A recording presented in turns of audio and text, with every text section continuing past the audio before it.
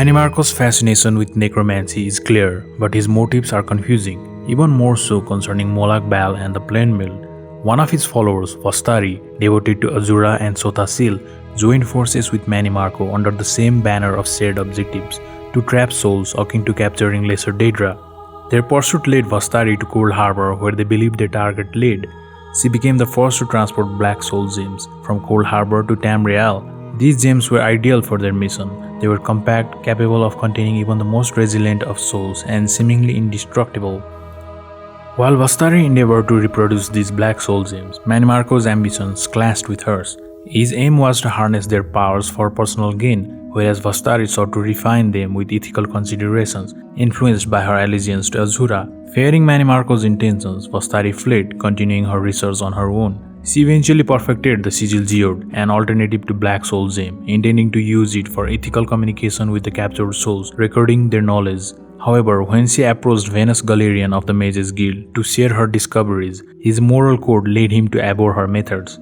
It's believed that after her fallout with Venus, she pursued lichdom and committed herself to Azura's service, though this remains uncertain. As for Mannimarco's choice not to utilize the Sigil Geode, various reasons could explain it. Perhaps it lacked the potency of Black Soul Gems, or it was designed with strict ethical guidelines, only allowing communion with the deceased without causing any anguish to their souls. This contrasted sharply with Mannimarco's methods, relying on soul gems created through torment, a fundamental element of his power as the Lich King. Though capable of housing black souls, these gems possessed a perilous risk. The slightest mishandling could result in fragments of the caster's soul seeping into the gem, imperiling the conjurer's own essence. Mannimarco embarked on numerous experiments with the soul gem. He strived to replicate the capabilities of black soul gems without the associated hazards and protracted acquisition process. Now let's backtrack a little bit to lichdom.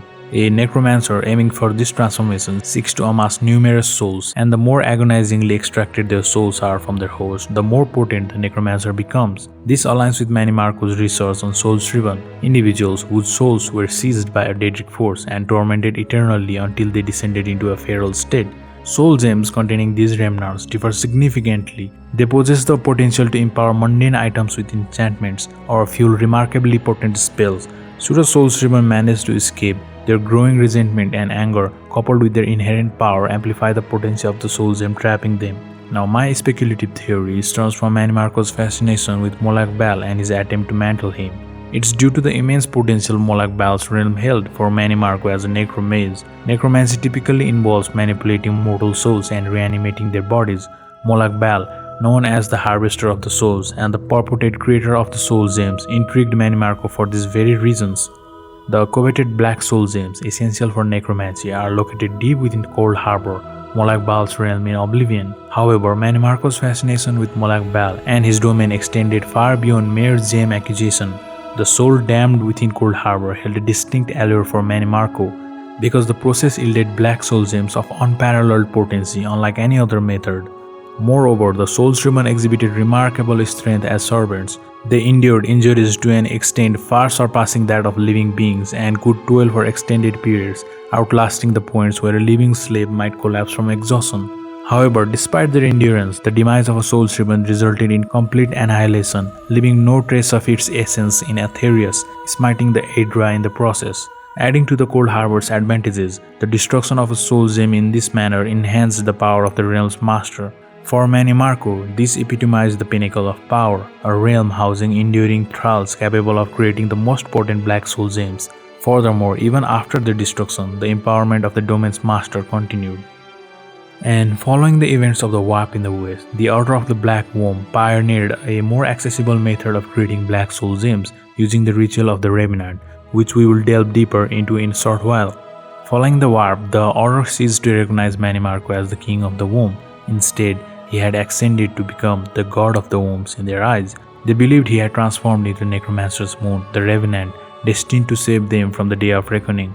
Altars were established by them that, when touched by Necromancer's moon's light, transformed grand soul gems into potent black ones, capable of ensnaring the souls of sentient mortals. Arche, the arch-rival of Mannimarco and all of Necromancers, stands against their practices. His blessing safeguards the souls of men, beastmen, and even elves from being used without consent, while his law prevents properly buried individuals from being resurrected against their will. Though Arce's blessings might have exceptions, his law remains absolute.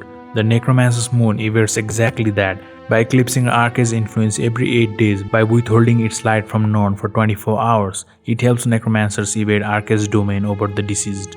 This cosmic event, known as the Shade of the Revenant, casts a purple hue on specific regions throughout Tamriel. During this time, its purpose is to counter Arce's divine laws, granting Mannimarco's sole authority over life and death. The cult of Black Worm venerates Mannimarco as the god of Worm and erects altars at these locations to harness the Shade of the Revenant, employing it to craft black soul gems. And the reason behind Mannimarco's becoming the moon instead of a planet like Daedra, or why he didn't simply ascend to oblivion, remains rather obscure. So let me attempt to offer a theory as to why that is. Now let's roll a bit further from the topic and look at another such similarities to understand why that happened. The tribunals and Dagoth didn't acquire a literal moon or their own planet either. They were not genuine gods, they merely absorbed fragments of divine energy from the heart of a true god who has two moons, Messer and Secunda. When the Nerevarine released the heart, these entities made catastrophe or vanished entirely. Additionally, having a celestial form might not necessarily be a prerequisite for divinity. Mannimarco might have become a moon because he transitioned into more of an Daedra-like entity than a Daedra. He ruled over the unnatural laws of necromancy, contrasting with Arce, the god of life and death, representing the natural order. Around this same time, inexplicable and contradictory events unfold across the Iliac Bay region. Numerous factions vied for possession of the totem of Tiber Septim, resulting in temporal distortion, where each faction seemingly attained their objectives simultaneously. Mannimarco's presence in this event could tell us more about what his goals was. These factions fought with each other, and so disparate outcomes culminated in the various endings witnessed in Elder Scrolls Daggerfall. One of the most consequential results of this upheaval was Mannimarco's successful apotheosis, leading to the creation of the Necromancer's Moon. Numidium seemingly disappeared from Tamriel after the Miracle of Peace, a period post-warp in the West. There are rumors suggesting their potential annihilation when the Underking reclaimed his herd, the Mantella, controlling Numidium. This event supposedly resulted in an anti-magic zone, although its exact location remains unknown.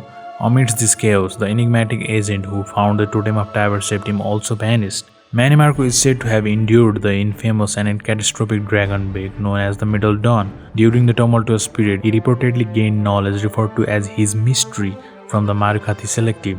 Here's a passage by Mannimarco in the book, "Where were you when the dragon broke?"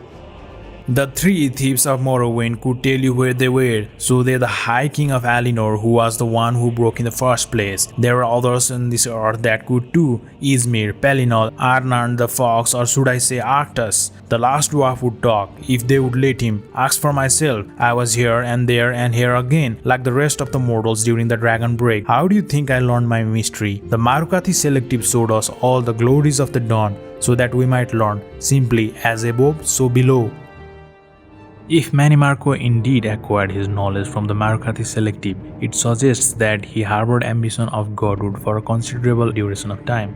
Given that Selectives disappeared over 1,000 years prior to the Planemeld events, Mannimarco seems to have possessed this knowledge for an extensive period. Some scholars hypothesize that Mannimarco, upon achieving his purported godhood, underwent a split. His mortal aspect was purportedly cast back to Norn, while his metaphysical essence persisted to notorious Necromancer's Moon.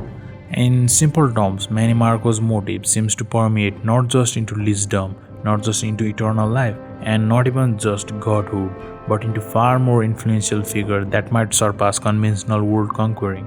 The crux of Mannimarco's enlightenment from Selectives revolved around a fundamental principle of hermetic magic prevalent in this world, the basic sympathetic principle of as above, so below. This principle permeates disciplines like astrology, alchemy, and even practice such as voodoo dolls, emphasizing the manipulation of celestial elements influencing all other realms. From this, we can assume his motives might have to surpass even the celestial beings and the likes of Daedra, and we do not know whether Mannimarco reached a level of enlightenment akin to Kim or not, but his ambition doesn't seem any sort of creating his own dream, being the omnipotent being of his own universe akin to Orbis. Anyway, that's all I got. What do you guys think? Am I reaching too far here? Let me know what you think down in the comments, and don't forget to like and subscribe, and I'll see you on the next one.